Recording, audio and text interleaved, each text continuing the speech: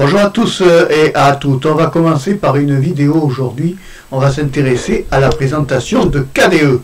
KDE, je l'avais déjà testé un petit peu il y a quelques temps. Il y a même un an de ça, ou 2 ans. J'avais été séduit, à la fois pas séduit. KDE, c'est quand même la... Là, il existe une KDE Néon. Alors non, elle n'éclaire pas. Je ne vais pas la tester parce que ça ne m'intéresse pas des masses au point de vue du bureau. KDE, et puis je vais pas passer ma vie à tester toutes les distributions possibles parce que je m'en lasse aussi. Alors je vais juste te montrer KDE Néon, le dernier et meilleur logiciel de la communauté. KDE emballé sur une base solide comme un roc, oui, en sachant que KDE ça a toujours été plus ou moins à l'époque, moi à l'époque où j'ai connu KDE, c'était au pays des bugs, hein. J'ai connu ça, c'était assez terrible. T'avais, oups, quelque chose s'est mal passé, oui quoi, j'ai rien fait, bah fait c'est pas. Donc solide comme un corps, dernière fonctionnalité, plus que jamais les gens s'attendent à un bureau stable, fonctionnalité de pointe, tu vois, voilà, KDE Néon, l'intersection entre ses besoins en utilisant une version stable à long terme d'Ubuntu. Alors en réalité, voilà, c'est une base Ubuntu. Alors il faut savoir, c'est que toutes ces bases qui s'inspirent de Ubuntu, moi je ne suis pas client à choisir, je préfère carrément une Ubuntu. Pourquoi? Parce que je suis sûr d'avoir une édition mère. Le problème, c'est qu'ils se basent sur Ubuntu et que ils vont coder par derrière et que voilà, on ne sait pas ce que ça va donner. Le truc, c'est vraiment pas ce que ça va donner. En termes d'Ubuntu comme noyau, voilà. Emballant le logiciel le plus chaud, alors il n'y a rien de chaleur au point de vue d'un logiciel, ça reste froid. Fraîchement sorti des fours, alors je vois pas pourquoi un KDE sort des fours. De la communauté KDE, là je comprends pas, là. Le logiciel le plus chaud fraîchement sorti des fours. Bon, d'accord si tu veux, mais enfin je vois pas pourquoi, comment un OS peut sortir d'un four, hein. Si tu mets un ordinateur dans un four, il meurt. Calculez en sachant que vous disposez d'une base solide, ouais, et que vous profitez des fonctionnalités que vous expérimentez dans le bureau le plus personnalisable au monde. Vous devriez utiliser KDE Néon si vous voulez le dernier et meilleur de la communauté KDE. D'accord. Personnaliser l'informatique. Alors il est vrai que KDE est le seul bureau qui est personnalisable à souhait. D'accord? Tu peux le mettre comme tu veux. Maintenant, dire que c'est un bureau qui m'excite à 100%, non. Alors après, ils ont sorti KDE Slimbook. C'est quoi ça? Matériel puissant, logiciel élégant. Alors, ils commencent à sortir maintenant des systèmes d'exploitation dans des ordinateurs. Alors, évidemment, ils prennent du Ryzen 7U. Ouais, bon, d'accord, le bureau plasma complet, KDE. Alors, maintenant, tu as des ordinateurs qui sortent avec un Linux installé directement dessus. Alors, bien sûr, on te dit que tu peux faire du montage vidéo, de la programmation. Bon, ça, on n'en est pas trop surpris parce que peinture, oui, c'est Krita, certainement. Quel montage vidéo, c'est Kdenlive, on le voit de suite. Programmation, c'est un autre logiciel. Création 3D, ouais, d'accord, bon, ça c'est classique. Jusqu'à 64 Go de mémoire vive. 16 threads, 8 cœurs, ouais, il y a Wayland par défaut, d'accord. KDE, la voix douce vers Linux, bon, on te montre des captures d'écran, tu vois. Là, tu as Discover, ouais, c'est classique. Plasma, ouais. Il n'y a rien de nouveau pour l'instant. Hein. Une suite bureautique, ça reste un bureau KDE. Ouais. D'accord, ça c'est écran de haute qualité avec son HD, Full HD, oui si tu veux. Choisissez votre taille, d'accord. Donc maintenant, on vend des PC quand même directement avec Linux installé en natif. C'est une évolution. Maintenant, moi je serais content. Alors sur le Slimbook Store, on va aller voir le Slimbook Store quand même. Ah quand même 1000 € 99,95. 1149,95 € pour un PC sous Linux. Ouh, c'est cher. Ouh, non de Dieu. Ouh là, c'est cher. C'est chéros. Tu te rends compte le prix? Slimbook, alors communauté meilleure de GNI et Linux, sauf quand il se tape sur la tronche. Ordinateur essentiel. Alors attends, on va aller regarder quelque chose. On va aller voir sur celui-là par exemple. Slimbook. Oui, alors évidemment, Notebook DDR4, Intel Celeron. Voilà, 7 heures d'autonomie. Ouais, alors. Pas fait pour le travail et les études, idéal pour le divertissement. Voilà, le montage vidéo, moi je déconseille de faire du montage vidéo sur un PC portable, ça n'a pas assez de puissance. Le problème c'est que si tu fais, tu vois, là ils te mettent faire du montage vidéo d'images, d'accord. Alors l'image, d'accord, c'est peu gourmand en ressources. L'image et la musique, ok, je suis d'accord. Mais par contre, le montage vidéo sur un PC portable, tu vas avoir les ventilateurs à fond les ballons. Ça va être impressionnant le truc. Donc si tu veux, moi je suis pas tellement pour.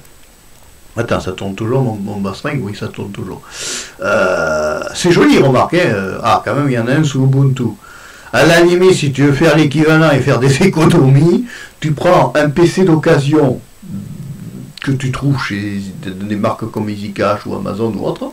Tu prends un PC d'occasion, tu formates Windows et tu te mets une KDE, la machin, tu te le mets KDE dessus. Et là, tu fais une sacrée économie. Tu prends le PC le moins cher. Alors webcam, j'aime bien, webcam 720p. On en est actuellement à des webcams presque en 1080p voire 4K. Alors ça date un peu quand même. Mais enfin bon, tu t'en fiches. Le mec qui veut vraiment marcher sous Linux, alors là il te parle de. Là il te montre un autre OS. Ouais, bon, d'accord. Caractéristiques, alors galerie. Alors attends, on va aller voir la galerie pour rigoler.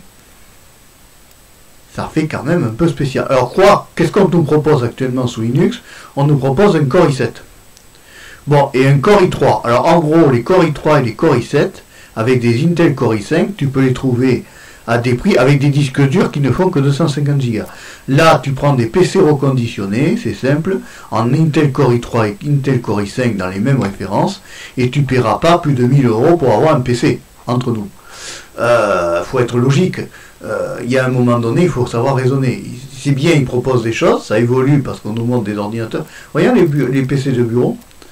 Alors, Chimera, les bons composants, bon design qui font l'ordinateur idéal pour notre premier ordinateur de bureau, GNU Linux, en gardant la compatibilité Windows. Nous voulons offrir un produit unique et combinant un bel intérieur-extérieur. Oui, oui, oui. Alors tu sais, tu as un gars qui s'appelle JP Moreau, qui te dira qu'il va sur eBay, il prend un PC bon marché et qui met Linux Mint et que ça marche bien. Bon, c'est du joli matériel, d'accord. Mais je me demande à quel prix ils le mettent. Ça, c'est du 2000 € garanti. Parce que quand tu vois, rien que le cœur, nous montons les processeurs Intel et AMD. Bien sûr, c'est AMD est plus compatible qu'Intel, du reste. La racine. Alors toi, tu as le droit de ne pas être d'accord. Moi, c'est mon avis. La racine, oui, il faut entre deux modèles de carte mère, ouais. Et le modèle gaming, bien sûr. De toute façon, si t'as pas de nos jours, en montage vidéo, si t'as pas un minimum d'un Core i7, et si t'as pas 32 Go de RAM, t'es foutu.